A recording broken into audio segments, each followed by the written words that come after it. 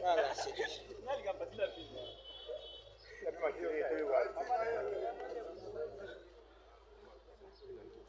C'est bon. Viens, Alain, c'est bon.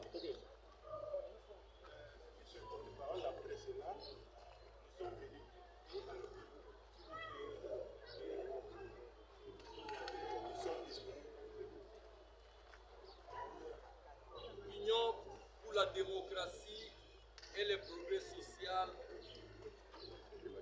présidence du parti, département de communication, information et médias, mise au point de l'exécutif national du parti. La présidence de l'Union pour la démocratie et le progrès social, UDPS Tshisekedi en sigle, tient à fixer l'opinion tant nationale qu'internationale sur les points ci-après. 1. L'UDPS Tshisekedi est un parti politique qui fonctionne dans le respect de la loi numéro 04/002 du 15 mars 2004 portant organisation et fonctionnement des partis politiques. Et ce statut du 14 décembre 2010, tel que modifié et complété le 25 janvier 2013 et de son règlement intérieur. 2. L'UDPS Tshisekedi n'est engagé vis-à-vis de tierces que par une seule personne, à savoir M. Augustin Kabuya Chilumba, habilité à représenter les partis en sa qualité de secrétaire général, faisant fonction du président intérimaire du parti,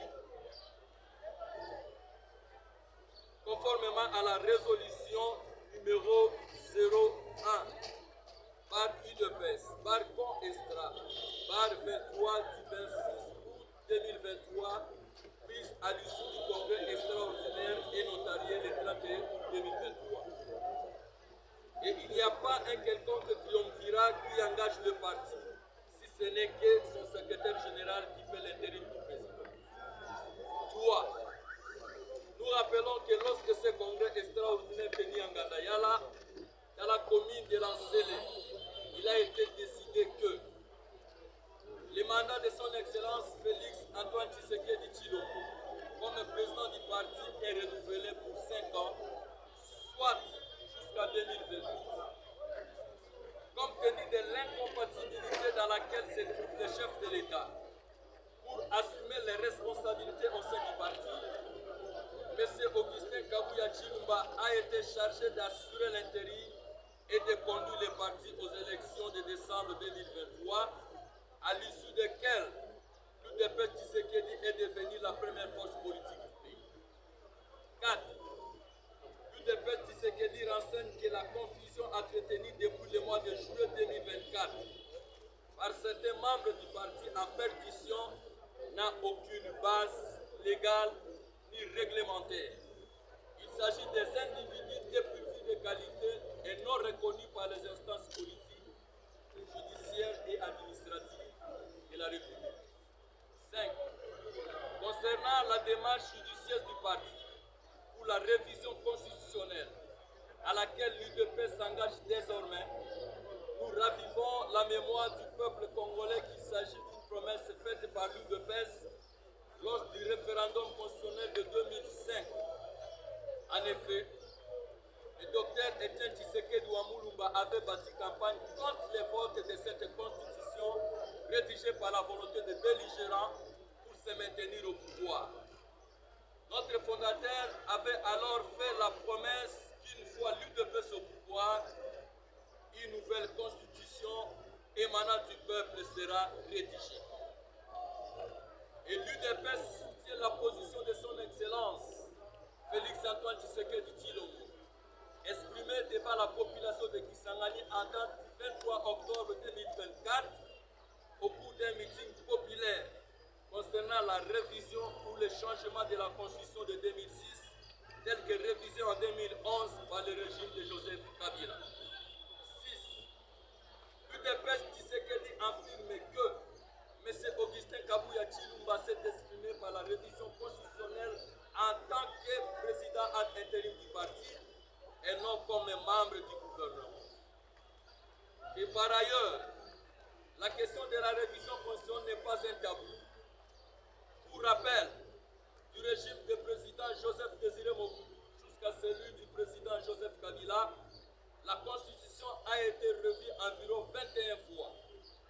Sur ce, en lieu et place de s'investir dans des déclarations incendiaires et confuses pour manipuler l'opinion, il convient de relire l'histoire de notre pays pour s'apercevoir que la Constitution peut être révisée à chaque fois que les constituants le souhaitent pour le bien-être de la population.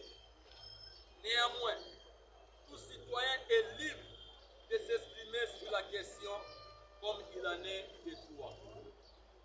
7. À ceux qui évoquent maladroitement les concepts du peuple d'abord, nous leur informons que depuis l'accession de l'UDPS au pouvoir, la politique du peuple d'abord est appliquée par les chefs de l'État dont la volonté pour le progrès est manifeste. 8. L'UDPS Tshisekedi attire l'attention sur quelques actes posés par le chef de l'État et qui concrétisent réellement la politique du peuple d'abord.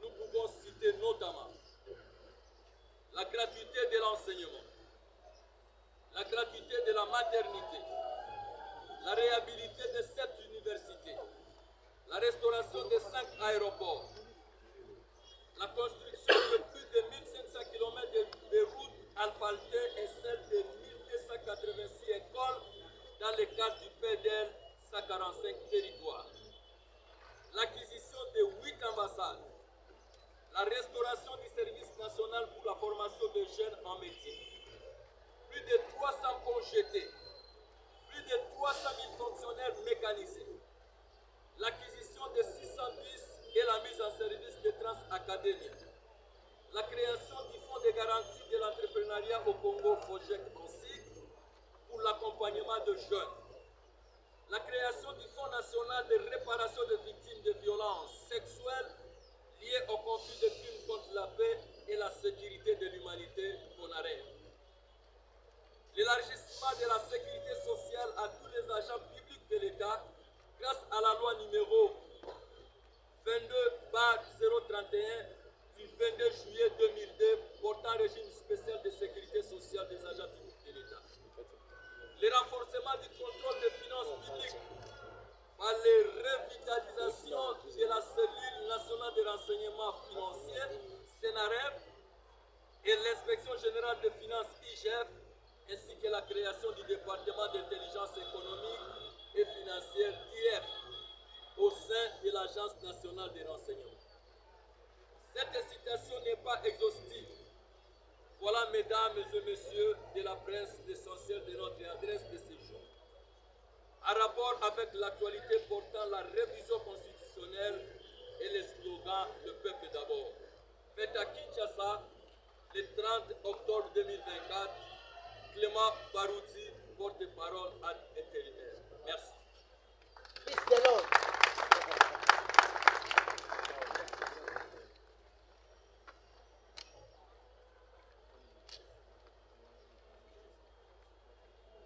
Chers amis, merci beaucoup pour avoir répondu à notre invitation. Je crois bien que les dispositions seront prises. Nous allons voir après. Merci beaucoup. Merci.